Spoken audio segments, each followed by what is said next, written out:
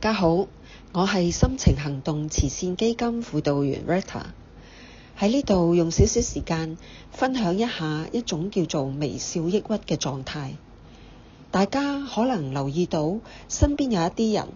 佢哋工作表現出色，社交活躍，成日都面帶笑容，似乎充滿正能量咁。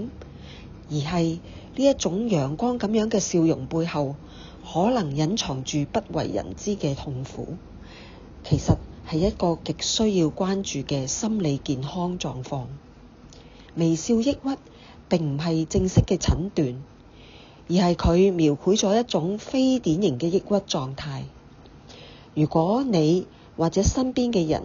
有出現剛才描述嘅狀態，鼓勵大家尋求專業嘅協助，通過藥物同心理輔導係有機會治癒嘅。我嘅分享到呢度，多謝大家。